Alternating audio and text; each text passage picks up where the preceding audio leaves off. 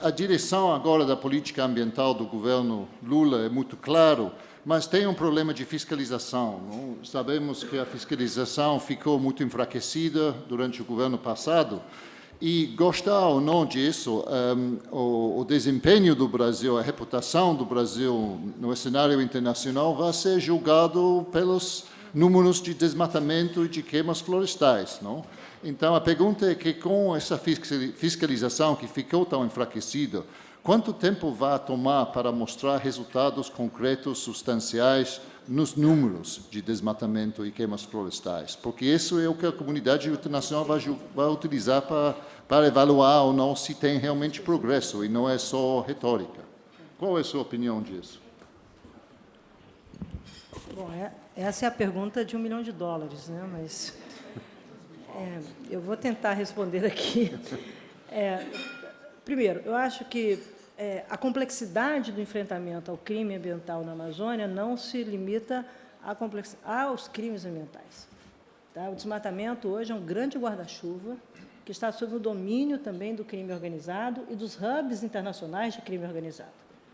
Tá? Então, quando eu estava à frente do Ministério do Meio Ambiente, a gente tem as menores taxas, eu fiz um acordo com a Interpol, nós fizemos um acordo com a Inteligência Internacional, o seu país foi parte disso, para conter, tá, essa envergadura do crime ambiental que se associa ao crime organizado, com drogas, com armas, tá, e, portanto, e agora com ouro. Quer dizer, um dos exemplos mais recentes é a escandalosa situação de exploração ilegal de ouro no Brasil e o impacto disso no meio internacional. O presidente do Banco Central está aqui, tomou providências em relação a isso, o Brasil está avançando em relação a isso, mas é importante entender como é que isso contamina e, portanto, o lado de fora para dentro, porque essa credibilidade, essa expectativa internacional sobre o enfrentamento ao desmatamento tem também que ter uma corresponsabilidade internacional em olhar isso. Tá? Por isso que eu falei que o passado é diferente. A segunda questão, eu acho que é necessário ter mais do que disposição política. E, obviamente, a reorganização das instituições brasileiras, da erosão que as instituições públicas brasileiras foi submetida, que é uma erosão. Né? Eu, pelo menos na área ambiental, ao checar os números, as informações no governo de transição, e eu sou funcionária de carreira do Estado brasileiro, então eu não sou afiliada a nenhum partido político, tá? Eu sou uma pessoa de carreira do Estado, uma funcionária pública, e que ajudei a construir essas instituições e fiquei horrorizada com o que eu me deparei. Então, é uma situação muito sensível, de reconstrução da capacidade de resposta do Estado e que não se limita ao governo federal. Tem aqui o desafio de aliança com os governos estaduais, o governador sabe disso, quando ele assumiu, ele viu a dimensão também da erosão, da complexidade de enfrentamento do aparato institucional, mas precisa haver uma aliança e precisa haver uma aliança com a sociedade brasileira. E aí vem um terceiro aspecto da minha questão. Os empresários, ao terem que lidar, por exemplo, com a descarbonização das cadeias produtivas, a rastreabilidade para a questão do comércio internacional, eles vão se deparar com a necessidade de novas regulações para dar transparência, tá, a essa cadeia de controle. Vou dar um exemplo aqui.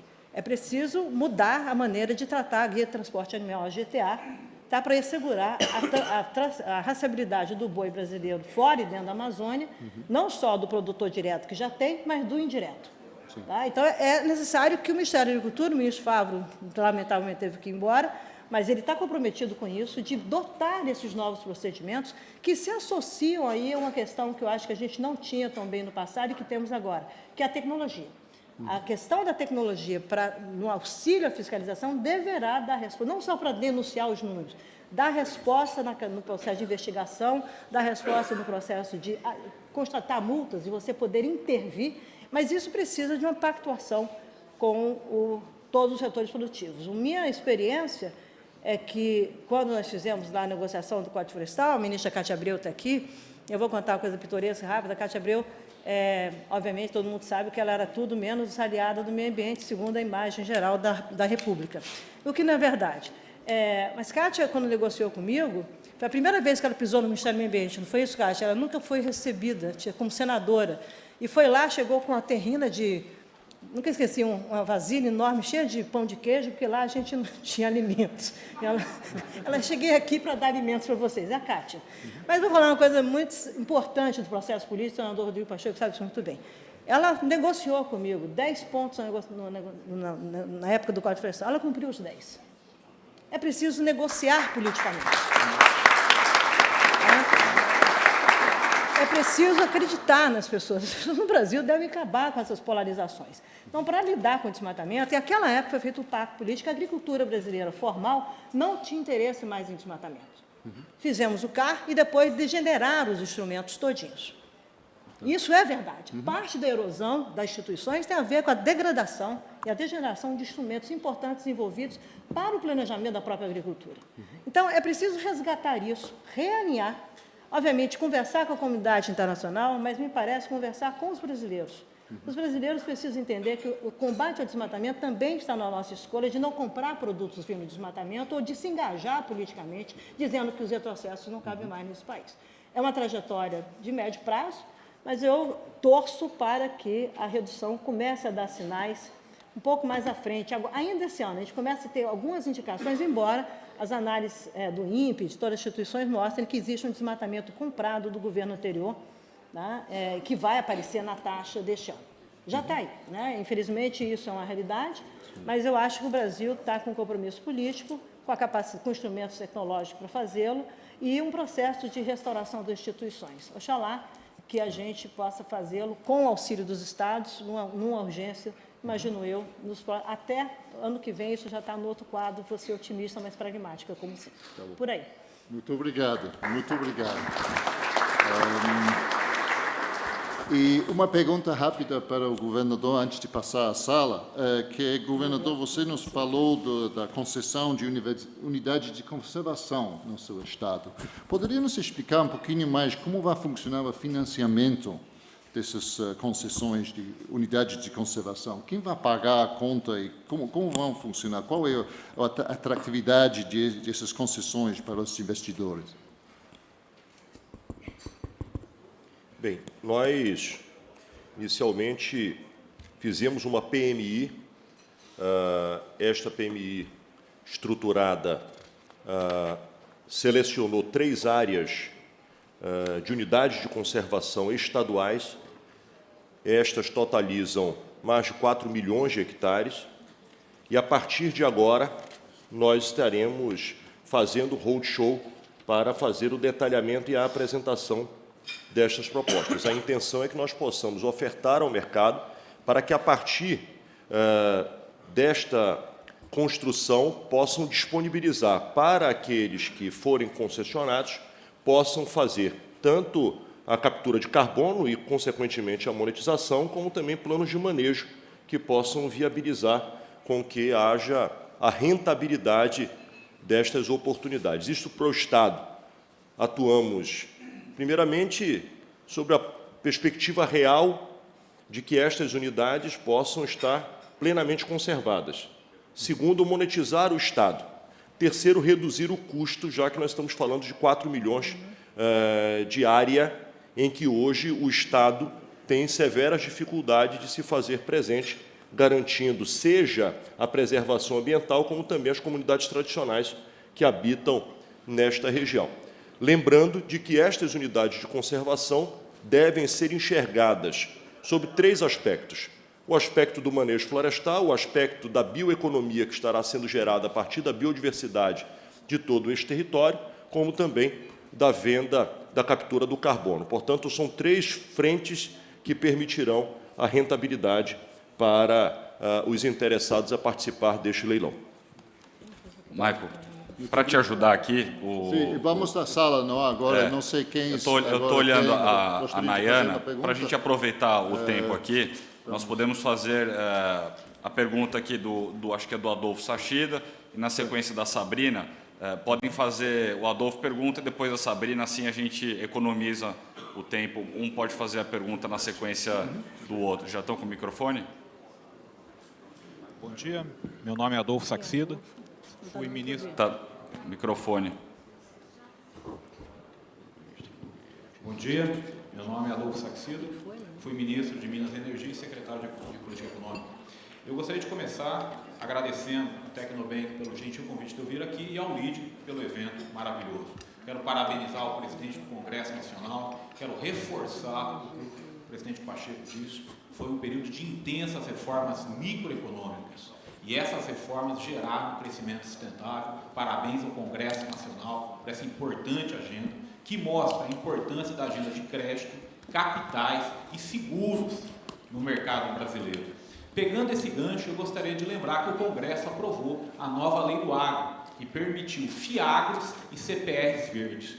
E aí a minha pergunta ao governador Helder Barbalho é como é que os novos instrumentos financeiros podem ajudar na preservação e conservação ambiental? Como é que os estados estão vendo essa possibilidade de emitir CPRs verdes para pagar por serviços ambientais e incluir a comunidade internacional ajudando o Brasil a pagar por seu serviço de preservação ambiental? Muito obrigado.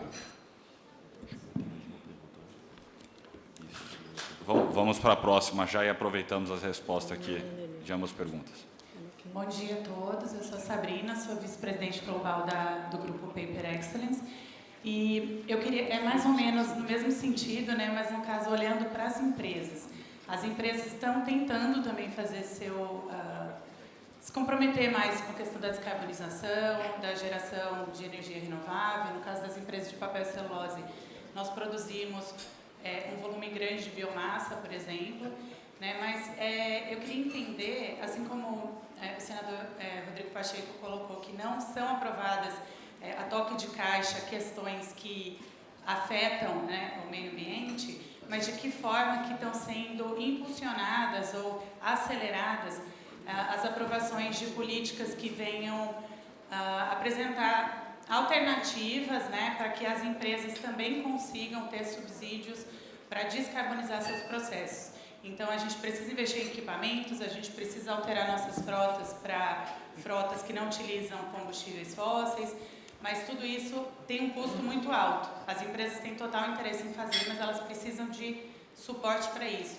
né? A própria questão do crédito de carbono, as empresas de papel e celulose, elas são grandes geradoras, né, de crédito nas suas próprias florestas e florestas nativas sendo conservadas, mas não tendo um mercado ainda regulado no Brasil, não nos gera a total possibilidade de aproveitar esses recursos. Então, eu queria entender o que está sendo feito nesse sentido de subsídios e aceleração para que a gente possa contribuir mais rapidamente e atender a essa urgência em relação às questões climáticas. Obrigada.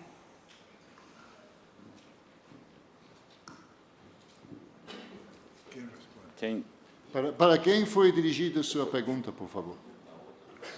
Foram duas. Para o senador Rodrigo Pacheco. Teve uma antes ao governador Helder. Sim. Bem, eu queria, rapidamente, Adolfo, primeiro é importante que nós possamos estimular ações de PSA, de Programas por Serviços Ambientais, por entender de que nós teremos muita efetividade pelo envolvimento, fundamentalmente, a agricultura familiar e a produtores rurais, como também a comunidades tradicionais.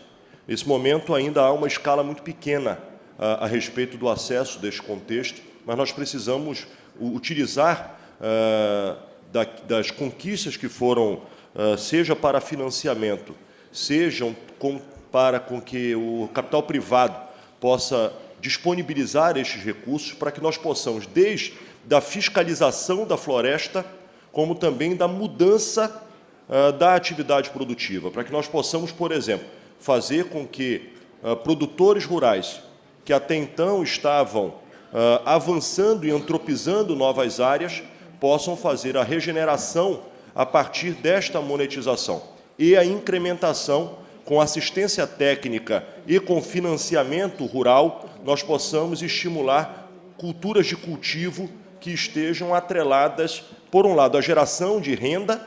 Por exemplo, citei aqui o cacau. O cacau e o açaí são dois grandes cases de sucesso do estado do Pará e que estão plenamente no nível de rentabilidade maior do que pecuária, por exemplo. Então, quando você constrói esta lógica, mostrando de que é possível fazer a remuneração para os agricultores, fazer a remuneração para as comunidades tradicionais e, por outro lado, garantir a regeneração destas áreas, você faz a composição adequada. Portanto, isto ainda é algo novo, algo que está em escala de baixa dimensão, mas que certamente está entre os pilares fundamentais para que nós possamos construir essa política transversal que viabilize o envolvimento das pessoas que estão lá na ponta para que as mesmas possam perceber da conciliação e, acima de tudo, da conveniência ambiental e econômica. Obrigado, governador. Senador Pacheco. Bom, eu agradeço a pergunta que me foi formulada, peço até desculpas. Imaginei que fosse para o governador Helder Barbalho e eu talvez tenha me perdido na premissa inicial, mas compreendi o cerne da preocupação que materializa a sua indagação e a responsabilidade do Senado, a qual eu me referi no meu pronunciamento em relação às matérias ambientais, se revelaram, sobretudo, na concretude das ações que foram tomadas pelo Senado em relação a esses temas. Por exemplo, quando se apreciou na Câmara dos Deputados o marco legal do licenciamento ambiental, sem desconsiderar um eventual bom mérito que se possa ter em parte daquele projeto, nós cuidamos de ter zelo em relação a isso, porque, embora tenhamos a necessidade de modernizar o licenciamento ambiental no nosso país, e, para mim, o ponto ideal seria a clareza de que se tem que ter um tempo exíguo para se identificar o que pode ser licenciado e o que não pode ser licenciado, justamente para se ter a previsibilidade de investimentos a partir de uma lei que seja moderna, que seja palatável para investimentos no Brasil. Na ocasião foi designada a senadora Cátia Abreu, que teve todo o zelo com esse tema, porque foi um tema que gerou uma crise de imagem e de estabilidade para o país frente à comunidade internacional. Então, tivemos todo o cuidado no Senado Federal, e esse tema está no Senado Federal relativamente ao licenciamento ambiental. Em algum momento, nós vamos ter que ter uma opção em relação ao que se pode modificar no marco atual relativamente ao licenciamento. O segundo ponto foi o da regularização fundiária. Todos nós concordamos de que se deve ter uma regularização fundiária equilibrada, razoável. Aliás, é uma luta histórica do Brasil, o direito à terra e a titularização dessa terra. No entanto, não se pode dar um passaporte de legitimação à grilagem de terra e a invasões de terra. Então, essa também foi uma preocupação do Senado Federal, e hoje a missão está, inclusive, com o ministro de Estado da Agricultura e Pecuária, meu colega senador Carlos Favro, que é autor e relator de projetos dessa natureza, era quando senador, e agora cabe a ele, inclusive, juntamente com as outras instâncias do governo federal, definir os limites e a clareza em relação à regularização fundiária. Um terceiro projeto foi o chamado, foi mal usada até a expressão, imagino, né? Não quero fazer nenhuma crítica aqui ao juiz de valor, em relação aos defensivos, como o pacote do veneno. Né?